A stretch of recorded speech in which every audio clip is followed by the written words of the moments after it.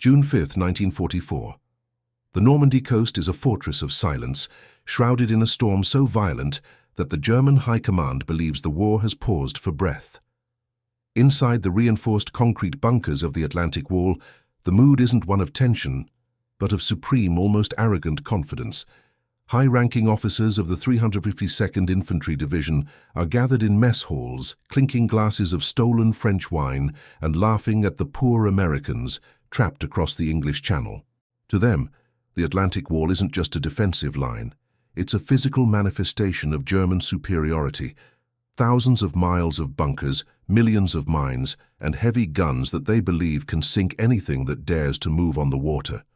They look at the steel-grey sky and the churning waves and see their greatest ally, the weather. The German weather experts, considered the finest in the world, have just delivered their final verdict for the night. An invasion is impossible. The winds are gale force, the clouds are at sea level, and the waves are high enough to capsize a destroyer. For the German generals, this report is a gift. It means they can finally relax. It means the Atlantic Wall is invincible not because of its concrete, but because the very elements are on the side of the Third Reich.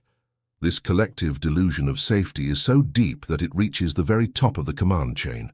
They are so convinced of their safety that the standard alert level 2 is actually lowered in some sectors. They believe the Allies are far too cautious to risk their precious fleet in a storm that would swallow a battleship whole. Field Marshal Erwin Rommel, the man Hitler personally chose to stop the Allied invasion, looks out at the churning grey soup of the Channel and agrees with his meteorologists. He doesn't see a threat, he sees a window for a personal errand. Rommel decides to leave the front line at the most critical moment in human history. He isn't going to a secret bunker or a troop inspection. He is heading 500 miles away to Germany to celebrate his wife Lucy's birthday. In the back seat of his staff car sits a pair of handmade grey suede shoes, a birthday gift bought in Paris. As the Desert Fox drives away from the coast, he is blissfully unaware that he is driving away from the most important battle of his life. He is so certain of the storm's protection that he doesn't even leave a designated deputy with the authority to move the Panzer divisions. The decapitation of German leadership continues down the line, creating a vacuum of power that will prove fatal. General Dolman, commander of the 7th Army, is hours away in Rennes, preoccupied with a war game played on paper maps with junior officers, a simulation of an invasion he believes will never happen in this weather. Many of the divisional commanders have taken the night off to enjoy the nightlife of occupied Paris, convinced that the Americans are sitting in their barracks in England waiting for the sun. The bunkers are left in the hands of Osttruppen, conscripts from Eastern Europe who barely speak German, and bored sentries who spend the night playing cards and complaining about the rain. They joke that the storm is their best general. They have no idea that while they are laughing, a quiet Scotsman named James Stagg is showing General Eisenhower a tiny 24-hour pause in the storm. Eisenhower doesn't laugh. He stares at the maps, his face a mask of exhaustion, and utters the two words that would turn German arrogance into a historical nightmare. Okay, we go. As night falls over the Normandy beaches, the German sentries watch the dark, empty horizon. They see nothing but rain and foam. They have no idea that the largest armada in human history, 5,000 ships, 11,000 aircraft, and 150,000 men, is already moving toward them through the dark. The German generals laughed at the reports of an invasion, but as the clock ticks toward midnight, the laughter is about to be replaced by a silence that precedes the end of an empire. The stage is set for a shock so profound it will paralyze the Nazi war machine for the most crucial hours of the war. June 6, 1944, 1:15 a.m. The French countryside of Normandy is a landscape of shadows, gripped by a silence so heavy it feels like a physical weight. But suddenly, that silence is shredded. It begins as a low, guttural vibration in the earth, a rhythmic thrumming that makes the windows of every stone farmhouse from Cherbourg to Caen rattle in their frames. This isn't the sound of the storm, it is the roar of over 1,000 C-47 transport planes, flying so low their shadows clip the tops of the apple orchards. In the bunkers of the Atlantic Wall, German sentries who had been nodding off over their cards suddenly snap to attention. their eyes wide with a confusion that is rapidly turning into cold, sharp terror. They look up into the pitch-black sky, expecting to see clouds, but instead they see the sky beginning to snow men. 13,000 American and British paratroopers are plummeting through the dark, their silk shoots blossoming like ghost flowers against the storm clouds. But the storm that the German generals trusted so blindly has become a weapon for the Allies. The high winds have scattered the paratroopers across a 50-mile zone. They aren't landing in neat, predictable formations. They are appearing everywhere at once. They are splashing into flooded marshes, crashing through the roofs of German barracks, and snagging their chutes on the stone steeples of village churches. For the German defenders, this is a psychological nightmare. They aren't facing a front line. They are facing a ghost army that is materialized in their very backyards. The German response is a chaotic explosion of uncoordinated violence. Because Field Marshal Rommel is 500 miles away celebrating a birthday, and General Dollmann is busy with a paper war game, there is no unified command to make sense of the carnage. In the village of Sainte-Mère-Église, German soldiers stumble out of their quarters in their underwear, clutching rifles and firing blindly into the air as paratroopers fall directly onto their heads. They see men like John Steele of the 82nd Airborne dangling helplessly from the church tower, his chute caught on the stone carvings. To the German conscripts, who were told that no invasion was possible for weeks, this looks like the end of the world. They are terrified. But their terror is nothing compared to the shock of their officers, who are finally being shaken awake by frantic phone calls. At the headquarters of the German 352nd Division, the phone lines are screaming. Reports are flooding in from every sector. Paratroopers in the north, saboteurs in the south. The phone lines are dead. Major Pluskat, a man who prided himself on his Prussian discipline, is woken by a report that sounds like a hallucination. "Major, the sky is full of parachutes. They are in the gardens. They are in the streets." Pluskat, still groggy and arrogant, snaps back into the receiver. "It's June, you idiot. You're seeing shadows." But as he hangs up, the building shakes from a massive explosion nearby. The French resistance, working in perfect synchronization with the paratroopers, has successfully severed the main communication trunks. The Atlantic Wall, the great masterpiece of German engineering, has been decapitated. Its eyes are blind, and its brain, the leadership, is scattered and asleep. As the sun begins to crawl toward the horizon, the German generals who had laughed at the weather reports are now staring at a reality they cannot comprehend. While Rommel is presenting a pair of grey suede shoes to his wife in Germany, his soldiers in Normandy are dying in the dark, confused and leaderless. They have been outplayed by a Scotsman with a barometer and a general with the courage to gamble on a storm. The laughter of the previous night has evaporated, replaced by the frantic clicking of empty telegraph lines and the distant, terrifying sound of 5,000 ships moving through the fog. The Germans thought they were safe behind their concrete, but as the sky falls, they realize that the Atlantic Wall is nothing more than a tomb. June 6, 1944. 05:30 a.m. The mist clinging to the English Channel is thick, salty, and cold. High above the concrete precipices of Omaha Beach, inside a reinforced observation bunker, Major Pluskat is a man operating on pure adrenaline and disbelief. He has spent the last 4 hours listening to frantic, disjointed radio chatter about paratroopers falling into cow pastures and French civilians cutting phone lines. Site 2025-1105.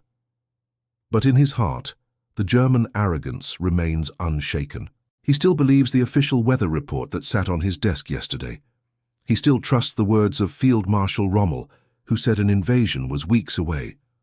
Pluskat picks up his binoculars, his hands cold against the glass, and stares out into the grey dawn, expecting to see the same empty, storm-tossed sea that had protected the Third Reich all week.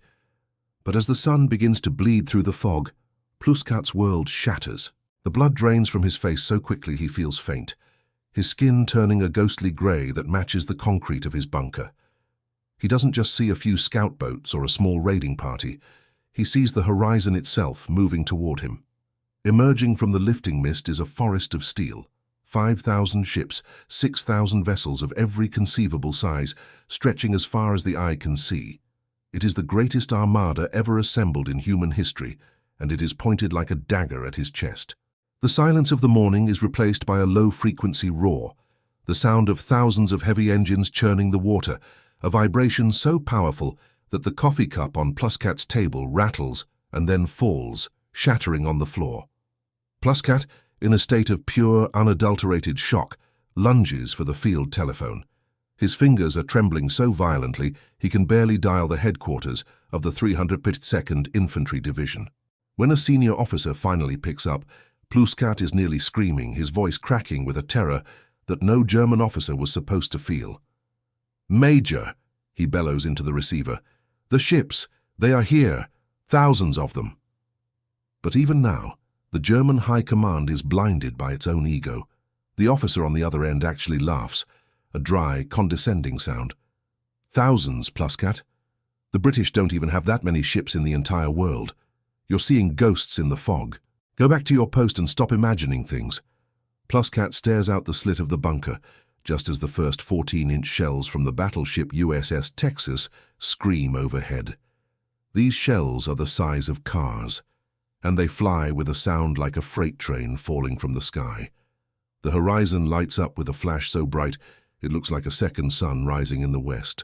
"If these are ghosts, Major," Pluskat whispers as he dives for the floor, the first explosions shaking the massive bunker to its very foundation, "then the ghosts are about to blow us to hell."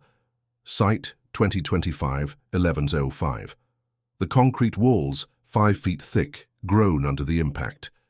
Dust and debris rain down on the German soldiers.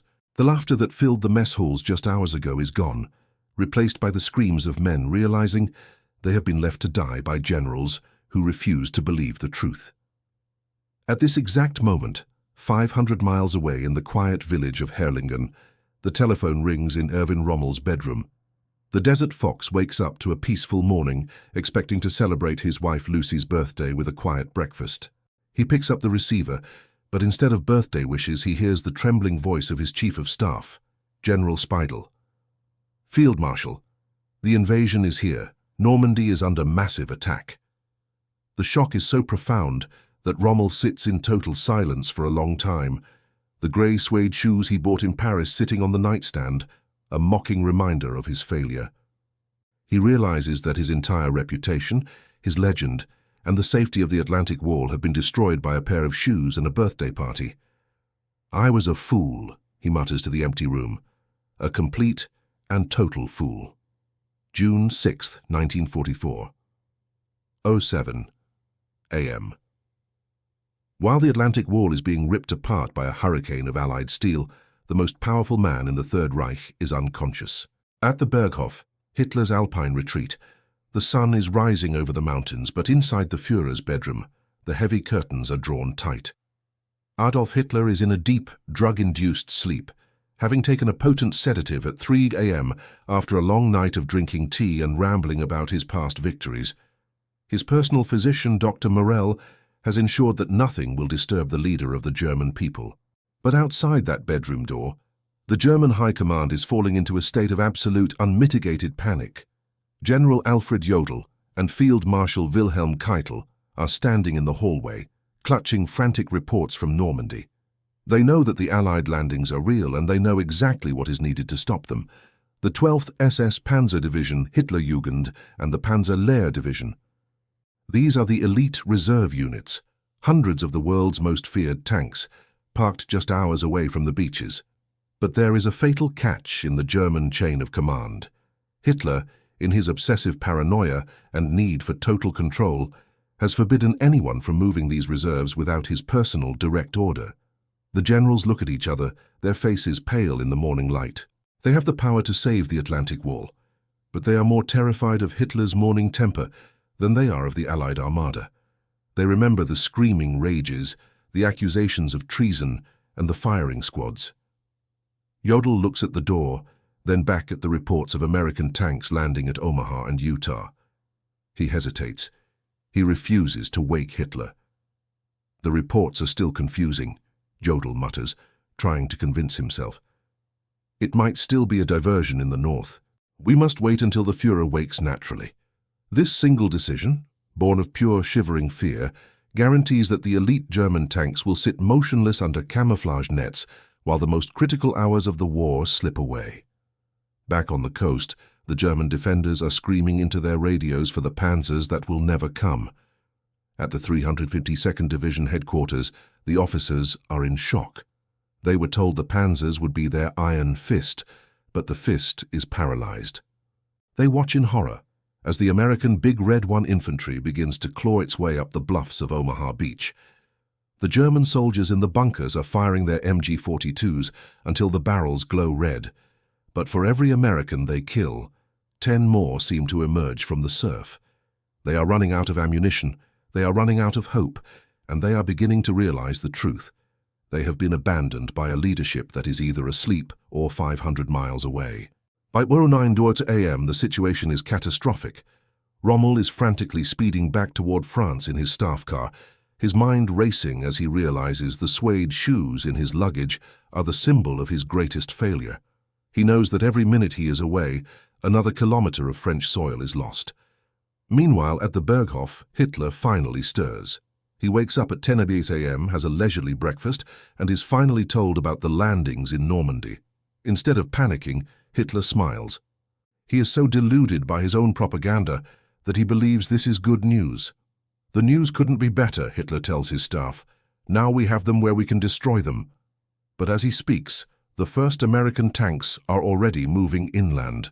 The laughter of the German generals from the night before has been replaced by a silence so heavy it feels like a shroud over the entire Third Reich. June 6, 1944. 14 p.m. The sun is high over the French department of Calvados, but for the elite crews of the Panzer Lehr division, the world is turning into an inferno. After hours of agonizing delay caused by Hitler's sleeping pills and the paralysis of the High Command, the order has finally come. Move to the coast, destroy the invaders.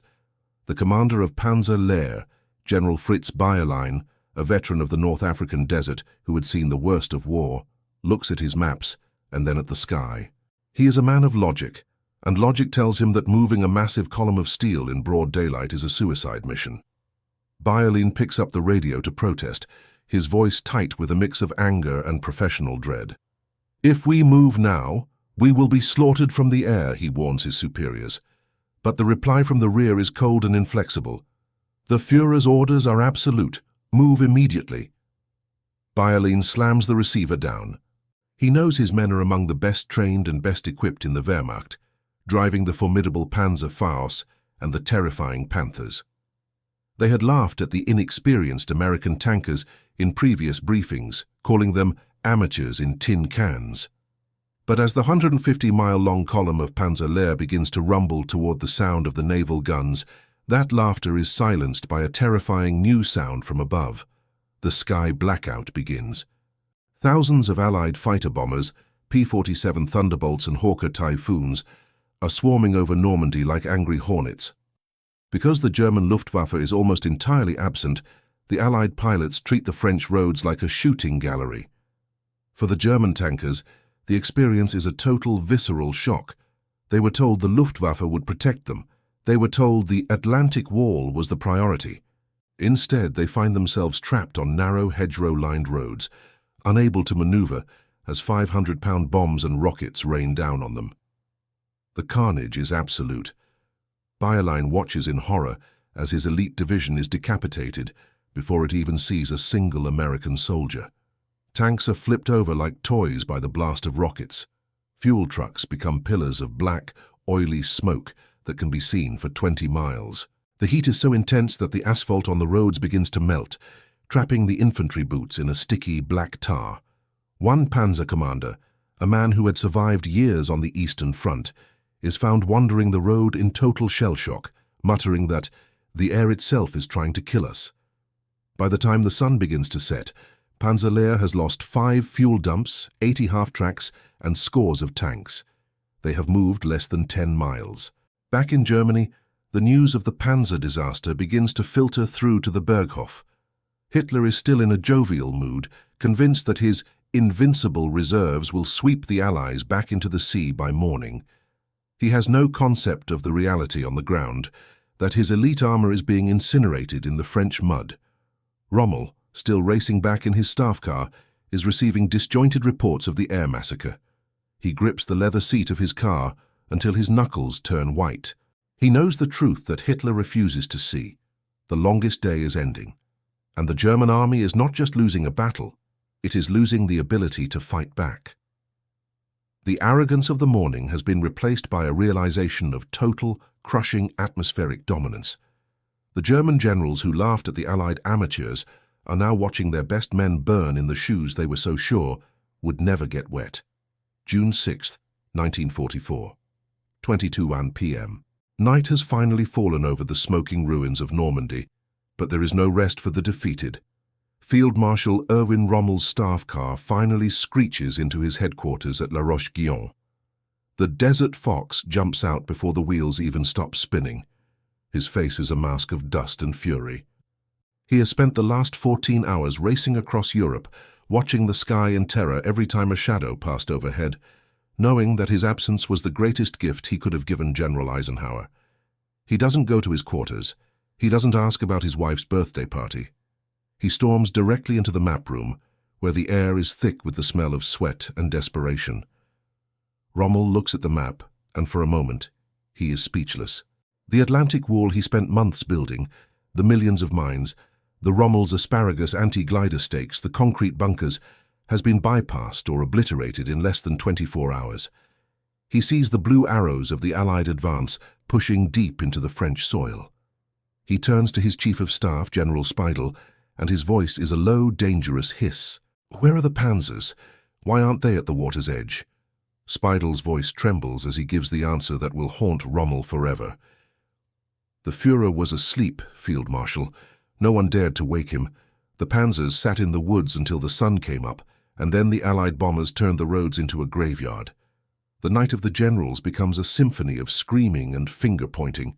Rommel grabs the secure phone and demands to speak to Berchtesgaden. He gets General Jodl, the yes-man who sat outside Hitler's door while the world burned. Rommel doesn't hold back. He shouts into the receiver, his Prussian discipline shattered by rage. "The battle is being lost because you people are more afraid of a sleeping man than an invading army. You have paralyzed the greatest military force on earth." Jodl's reply is cold, bureaucratic, and detached from the reality of the blood-soaked beaches. The Führer believes the real invasion is still coming at Calais. He refuses to commit more troops to Normandy.